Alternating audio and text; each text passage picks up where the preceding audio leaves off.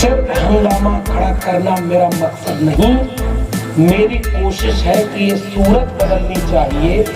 मेरे सीने में नहीं, तेरे सीने में सही हो कहीं भी आग, लेकिन आग जलनी चाहिए। हेलो दोस्तों, मेरा नाम है अजय और आप देख रहे हैं डीजीजी व्लॉगर। आप सभी का वेलकम है इस नए एपिसोड में। भारत के संविधान निर्माता बाबा साहब भीमराव अम्बेडकर की 133वीं जयंती के उपलक्ष्य में छत्तीसगढ़ के राजनांदगांव जिलों की डोंगरगढ़ तहसील में एक शाम संविधान के नाम का आयोजन नागसेन बौद्ध विहार ट्रस्ट की ओर से रखा गया था, जिसके मुख्य अतिथि के रूप में दिल्ली से प्रोफेसर लक्ष्मण यादव जी, बहुजन विचारक, भारतीय संविधान के बहुत ही बारीकी से समझाने वाले, जन जन तक संदेश देने वाले लक्ष्मण यादव जी के विचार आप इस वीडियो में देख पाएंगे। लक्ष्मण यादव जी के स्वागत का एक वीडियो मेरे चैनल पर उपलब्ध है। इसका वीडियो लिंक मेरे चैनल के डिस्क्रिप्शन में लगा हुआ है, आप चाहें तो जाकर के देख सकते हैं। इनका लगभग 2 घंटे का भाषण मेरे पास उपलब्ध है, जिसको मैं इसे 3 से 4 पार्ट में आप तक उपलब्ध करा रहा हूँ। वीडियो अच्छी लगी तो लाइक और अपने शुभचिंतकों को वीडियो शेयर जरूर करें। हमारे यहाँ सारे इंसान हैं, फिर भी ऐसा बंटवारा कर दिया कि दुनिया में ऐसा बंटवारा नहीं। उस बंटवारे को खत्म करने वाली किताब का नाम क्या है? जोर से बोलिए। इस किताब ने उस बंटवारे को खत्म करने की कोशिश की ना, लेकिन जो बंटवारा खत्म नहीं करना चाहेगा वो इस किताब को अपना मानेगा कि विरोध करेगा? सामान्य सी बात। जो चाहेगा, कल तक किसको कहा कि तुम कैसे पैदा हो, हम कहां से, अब छोड़ देते हैं, आचार संहिता भी लागू है। तो हम बहुत सारी बात नहीं करेंगे, इसलिए भी नहीं करेंगे कि जो आयोजन समिति है, हमारे सम्मानित लोग इतनी मेहनत करके 2 दिन की तैयारी में इतना अच्छा कार्यक्रम किया, तो एक वैचारिक संदेश यहाँ पे जाए। सिर्फ हंगामा खड़ा करना मेरा मकसद नहीं, मेरी कोशिश है कि ये सूरत बदलनी चाहिए। मेरे सीने में नहीं, तेरे सीने में सही हो कहीं भी आग, लेकिन आग जलनी चाहिए। इसलिए हम यहाँ कोई हंगामा खड़ा करने नहीं आए। हमारी लड़ाई किसी जाति के लोगों से नहीं है, हमारी लड़ाई किसी धर्म के मानने वाले लोगों से नहीं है, हमारी लड़ाई गैर बराबरी के खिलाफ है, हमारी लड़ाई जाति जात के झगड़े के खिलाफ है, हमारी लड़ाई धर्म को धर्म से लड़ाने वाली मानसिकता के खिलाफ है, हमारी लड़ाई हर उस व्यक्ति के खिलाफ है जो भारत के संविधान को बदलने की बात करता है, और हमारी लड़ाई उसके लिए है जो संविधान के नाम अपना पूरा जीवन कर चुका है। इसलिए हम संविधान के नाम की शाम इसलिए लेकर आए हैं कि हमारा नाम बदल दो, हम नहीं बुरा मानेंगे, हमारे गांव का नाम बदल दो, हम नहीं बुरा मानेंगे, हमारे जिले का नाम बदल दो, हम नहीं बुरा मानेंगे, लेकिन खबरदार, अगर तुम संविधान को बदलने की बात करोगे तो हम कभी भी खामोश नहीं बैठेंगे, क्योंकि इस संविधान से हम हैं, इस संविधान की वजह से हम हैं।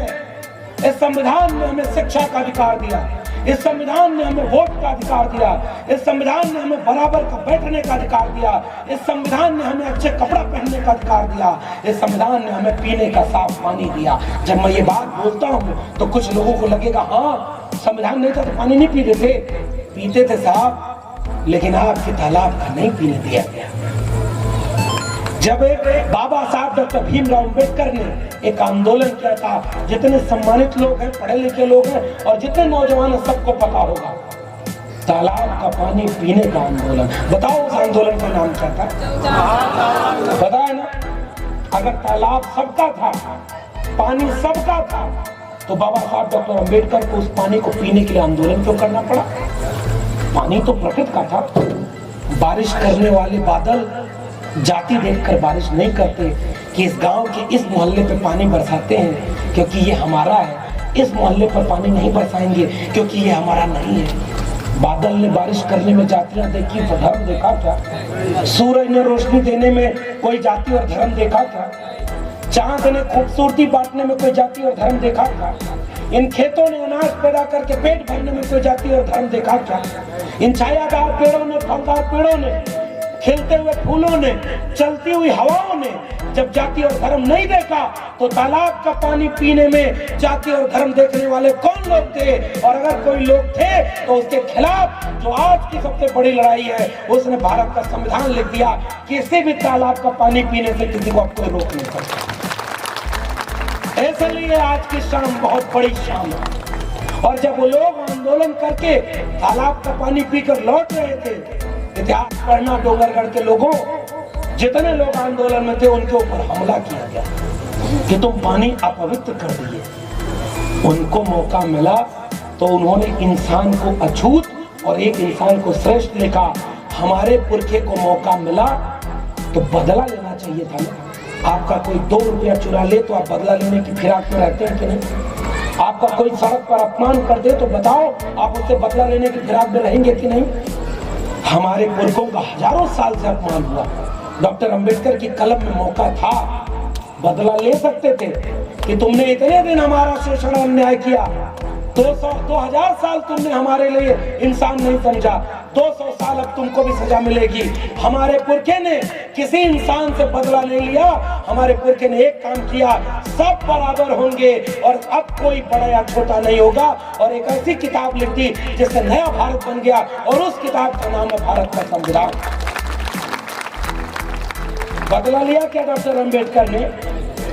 कोई एक शब्द किसी भी जाति धर्म के खिलाफ लिखा क्या डॉक्टर अंबेडकर ने? सबको बराबर लिखा। हिंदू, मुस्लिम, सिख, ईसाई, सतनामी, बुद्धिस्ट, सबको समान लिखा है।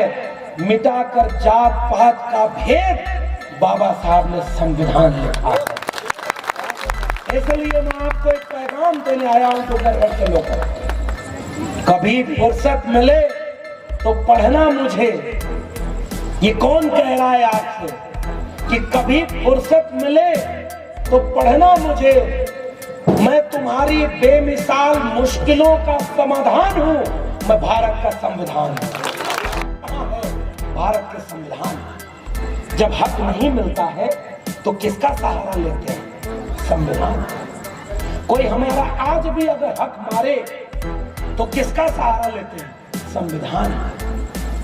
अब आइए उस बात पर कि संविधान जब इतना महान है और किसी के खिलाफ नहीं है, तो हमारी ये सभा भी किसी के खिलाफ है क्या? है, लेकिन किसी जाति और धर्म के खिलाफ नहीं।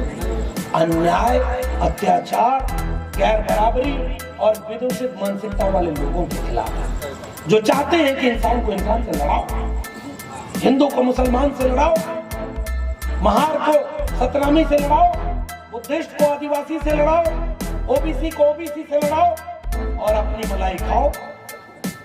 इस देश में अंग्रेज जब आए तो उन्होंने क्या कहा? बांटो और राज करो। अंग्रेज चले गए, कुछ लोग रह गए, माफी मांगने वाले, समझदार हो, पेंशन लेने वाले, एक मानसिकता रह गई। अच्छा, किसे खराब लगता कि इंसान और इंसान बराबर हो रहे?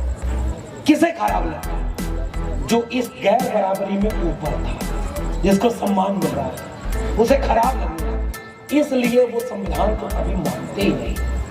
संविधान ने दिया क्या?